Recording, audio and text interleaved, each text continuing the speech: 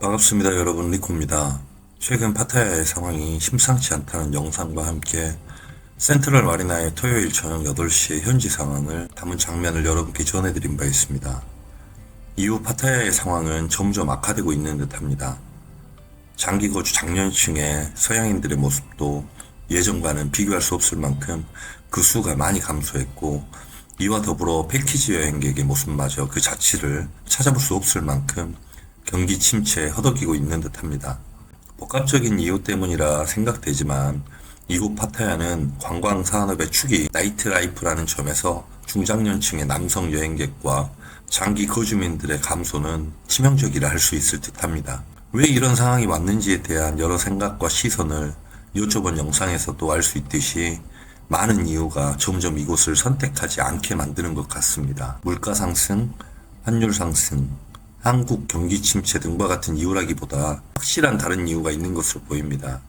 제 짧은 소견을 전해드리자면, 파타야가 많은 분들에게 외면받게 된 가장 큰 이유는 나이트위시와 같은 특정 상권 장악 그룹들의 과도한 가격 인상과 이와 더불어 후잉들도 함께 가이드 비용을 올린 데 가장 큰 비중이 있다 생각하고, 이렇게 오른 가격이라면 그 서비스와 품질도 같이 상승해야 하는데 오히려 예전보다 못한 서비스를 제공하며 이제는 한국보다 비싸다는 말과 함께 룸 유흥보다 비싸다, 가라오케가 가성비다라는 말이 전해져 나올 만큼 이런 상황에 이르렀습니다. 여기다 기껏 술을 사주고 많은 돈을 지출했음에도 거짓말이나 처음 한 약속과는 달리 매상만 올리고 동행하지 않는 사례, 후잉이 손님을 고르고 그 과정에서 자신들의 가치를 더 올려달라며 과도한 메이리 드링크를 요구하기도 하는 등 그 행태가 이루 말할 수 없다는 여러 의견들이 나왔습니다. 일명 소이용 만바트라는 말을 전하며 시청자님들의 소중한 의견을 보면서 저마다 느끼는 생각과 시선이 다름을 알 수 있었지만, 대체적으로 이곳 파타야는 누가 망쳐놓았고 누가 물을 흐리고 있는지는 확실히 알 수 있는 계기가 되었습니다. 누구에게나 상황도 사례도 다양합니다. 그곳을 선택하고 좋은 평을 했다 해서 적은 아니지만 그것들이 분명 이곳 파타야를 더럽히고 때묻게 하고 있음에는 틀림없는 듯합니다. 파타야 예전과 같지는 않지만 그래도 아직은 버텨볼 만한 곳이라 생각합니다. 그럼 현지의 상황에 맞춰 효율적이고 만족스러운 선택의 대안도 드려보고자 합니다.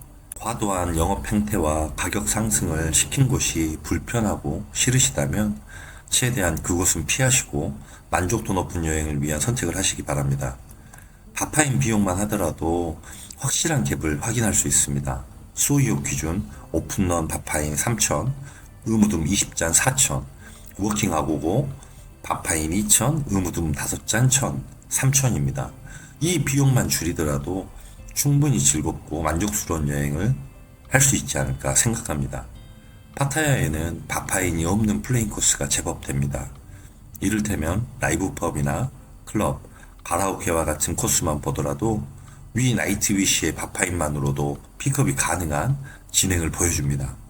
이렇듯 누구의 선택이 좋냐 아니냐가 아니라 각자의 선택을 존중하고 얼마를 썼든 서로가 좋은 여행이었길 바래주고 존중해주는 소통이 이어졌으면 합니다. 많은 바파인을 주고서라도 픽업을 하고 함께하고 싶은 이유가 있을 거라 생각합니다. 존중해야 하지 않겠습니까? 그렇다면 그 돈 주고 왜 거기서 바파인을 하지? 라는 생각 또한 존중해야 한다 생각합니다. 그렇지 않을까요, 여러분? 맞습니다. 이런 생각이 적대시하고 내 의견과 반하다하여 욕하고 비난할 이유가 있을까 싶습니다. 지금 이렇게 보니 두 사례 모두 이유가 살펴지지 않으시는지요? 저는 이렇게 생각합니다. 분명 특정 그룹과 세력에 의해 과도하게 나이트라이프에 관한 시세가 상상을 초월할 정도로 오른 것은 분명합니다. 반면 이런 상승 과정 때문에 워킹 아고고와 소이용 나이트위시 계열의 가게들은 관광객들의 외면을 받기도 합니다. 그렇다고 파타야 전체를 외면하기에는 좋은 곳들이 너무나 많습니다. 그 공간과 그들을 선택하는 분들 또한 이유가 있을 거라 생각하고 존중하면서 다른 공간을 선택하고 즐기는 분들을 위해서라도 이곳을 좀 더 아껴보면 어떨까 하는 생각이기도 합니다. 누구에게나 다 좋을 수 있는 답이 있다면 얼마나 좋을까요? 생각이 다르기 때문에 선택도 다르듯이 파타야를 바라보는 시선이 각자 다르기에 좀 더 많이 보고 듣는 제가 열심히 뛰고 열심히 노력해서 찾아주시는 채널리커 가족 여러분들과 구독자분들에게 좋은 정보와 현지 상황을 전해드리도록 하겠습니다. 부족하고 미흡한 것이 많은 채널입니다. 그럼에도 늘 응원해주시고 염려해주시는 구독자, 시청자 여러분 감사합니다. 저는 지금까지 파타야에서 리코였습니다. 리카 리카